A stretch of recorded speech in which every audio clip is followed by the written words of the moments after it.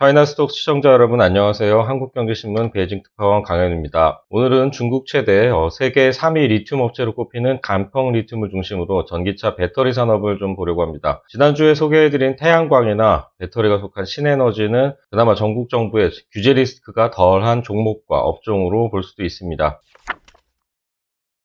간펑 리튬의 주가는 지난 1년 동안 3배 넘게 올랐습니다. 전기차 판매량이 늘어나면서 리튬 가격이 뛴 게 가장 컸습니다. 선전거래소와 홍콩 거래소에 이중으로 상장돼 있습니다. 종목 코드는 선전이 002460, 홍콩이 01772입니다. 정식 회사 이름인 장시 간펑리의 주식회사입니다. 한국식으로 읽으면 강서간봉리업이고요. 장시는 이 회사의 본사가 있는 장시성입니다. 간펑의 앞글자인 간은 장시성을 한 글자로 나타내는 말이고요. 펑은 한국식으로는 선봉에 설다고 할 때 봉입니다. 리는 리튬이고요. 예는 산업할 때 업입니다. 장시성, 선봉, 리튬 업체 이런 정도로 이해하시면 되겠습니다. 설립 연도가 2000년이니까 역사가 그렇게 길지는 않습니다. 선전 증시에는 2010년 상장했고 홍콩에는 2018년 입성했습니다. 주력 사업은 리튬 채굴과 재련입니다. 최근에는 리튬 이온 배터리 2차 전지를 직접 생산하기도 합니다. 매출에서 2차 전지가 차지하는 비중은 2018년 7%였는데 2019년에는 11%로 늘어났고 작년에는 23%까지 뛰었습니다. 원재료인 리튬보다는 가공품인 배터리가 아무래도 수익률이 높겠죠. 이익률도 높아지는 추세입니다. 매출에서 해외 부분이 차지하는 비중은 30% 정도입니다. 대부분 중국 기업들이 중국 사업 비중이 대부분인 것에 비하면 해외 매출이 많은 편이라고 하겠습니다. 작년 매출은 55억 위안, 약 9,900억 원이었습니다. 시가총액이 2,700억 위안, 약 50조 원 하는 회사 매출로는 좀 작아 보이긴 합니다. 2019년에 비하면 3.4% 커진 건데요. 코로나19 때문에 작년 전기차 산업 전체가 위축된 영향을 받았습니다. 순이익은 그래도 4억 위안에서 10억 위안으로 2배 넘게 늘었습니다. 올해 1분기 실적은 확실히 좋아졌습니다. 1분기에 매출 16억 위안에 순이익 4억 7천만 위안을 거뒀으니까 이익률이 30%에 육박하고요. 작년 1분기에 비하면 매출은 50% 커졌고 이익 부분에선 흑자로 전환했습니다. 증권사들의 컨센서스를 보면 매출이 올해 90억 위안, 내년 125억 위안, 2023년에는 150억 위안 정도로 커질 것으로 전망됩니다. 이익은 올해 26억 위안, 내년 37억 위안, 2023년 47억 위안으로 예상되고 있습니다. 시가총액이 좀 크다고 말씀드렸는데 중국 증시 주요 종목들의 주가 수익 비율, PER이 상당히 높은 편이고 간펑 리튬도 그렇습니다. 예상 순이익을 기준으로 한 PER은 현재 127배 수준이고요. 컨센서스 기준으로 내년은 92배, 2023년은 75배 정도로 내려갑니다.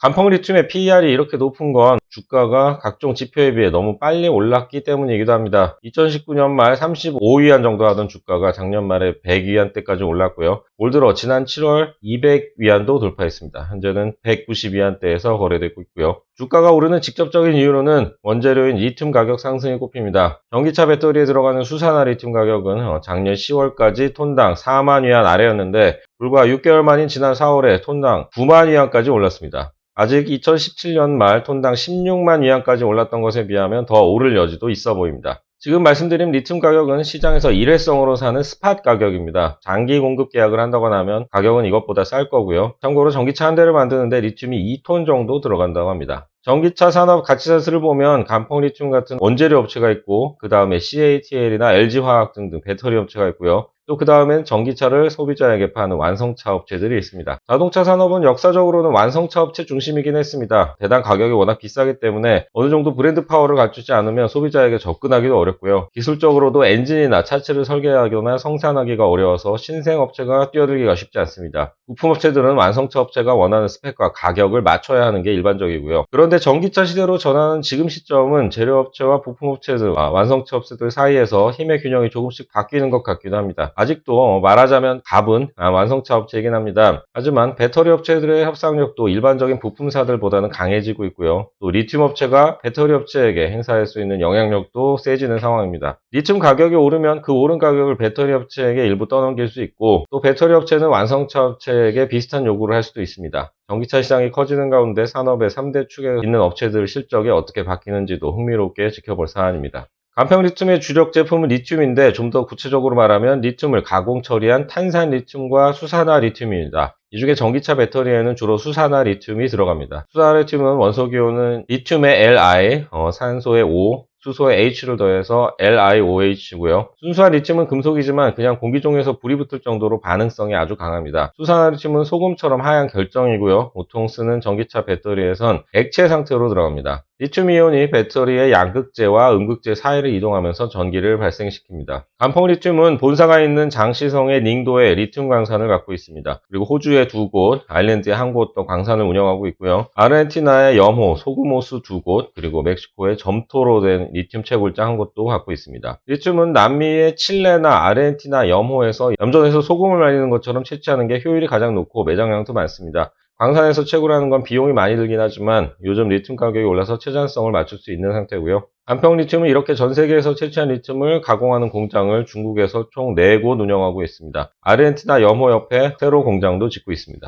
간펑 리튬은 2000년에 설립됐는데 세계 1위인 미국 알버말도 1994년 설립됐을 정도로 리튬 산업 역사가 그렇게 길지는 않습니다. 2위는 칠레의 SQM이고요. 지금은 전기차 배터리가 리튬의 주요 소비처이지만 처음에는 휴대폰 배터리에 많이 쓰였습니다. 그러니 산업의 역사가 짧을 수밖에 없습니다. 간펑 리튬의 역사를 보면 그동안 여러 부분을 착실하게 준비해왔다는 점을 확인할 수 있습니다. 2004년 중국에서 처음으로 상업용 리튬 생산에 들어갔고요. 2009년에 전기차에 들어갈 수 있는 수준의 고순도 리튬도 중국에서 처음 생산했습니다. 2014년에 독자 배터리 기술의 개발에 착수했고요. 2016년에는 다 쓴 폐배터리에서 리튬을 추출하는 기술과 전고체 배터리 기술 개발에 들어갔습니다. 전고체 배터리는 리튬을 전해액에 녹이는 대신 고체 상태로 활용하는 건데 액체 배터리에 비해서 안전하고 이론적으로는 에너지 밀도도 높지만 아직 기술적으로 해결되지 않은 부분들이 있어서 상용화한 업체는 없습니다. 간펑 리튬은 2017년 전고체 배터리 시험 생산 라인을 완공해서 상당히 앞서가고 있습니다. 지난달에는 중국 3대 완성차 업체 중에 하나인 둥펑 자동차와 전고체 배터리를 함께 개발하는 협약을 맺기도 했습니다. 주요 고객사를 좀 보겠습니다. 2018년에 LG화학하고 6년짜리 장기 공급 계약을 맺었고요. 테슬라하고도 테슬라가 지정하는 업체에 리튬을 공급하는 3년짜리 계약을 체결했습니다. 2019년에는 폭스바겐과 10년 동안 협업하기로 계약했습니다. 전고체 배터리와 배터리 재활용 기술도 함께 개발하기로 했고요. 또 2019년 말에는 BMW와 계약했습니다. BMW가 지정한 배터리에 리튬을 공급하는 계약이고요. 삼성 SDI가 BMW에 납품한다는 점에서 간펑 리튬은 한국 대표 배터리 업체들을 고객으로 확보하고 있다고 하겠습니다. 이렇게 2018년과 2019년에 계약이 집중된 건 당시 리튬 가격이 계속 내려가는 추세라서였던 걸로 보이는데요. 현재는 계속 올라가는 추세라 장기 계약이 간펑 리튬에 꼭 좋은 것만은 아닌 것으로 분석됩니다. 다만 BMW와 계약할 때 가격은 시장 가격 변화에 따라 조정하기로 한 것처럼 가격 변화에 대응할 수 있는 장치도 마련해 두고 있긴 합니다. 눈여겨볼 투자 포인트를 든다면 먼저 앞서 말씀드린 배터리 재활용과 전고체 배터리 같은 신기술 개발에 적극적이라는 점을 꼽을 수 있습니다. 또 자체 배터리 생산 능력을 확대하고 있다는 점, 리튬 광산 투자를 적극적으로 늘려서 수요 확대에 대응하고 있다는 부분도 지켜볼 만합니다. 간펑 리튬은 이달 초 연산 15기가와트시 규모 신규 배터리 공장 프로젝트를 발표했습니다. 장시성에 30억 위안을 들어서 5기가와트시, 충측에 54억 위안을 투자해서 10기가와트시 등으로 총 84억 위안, 약 1조 5천억 원을 투입할 예정입니다. 지금 현재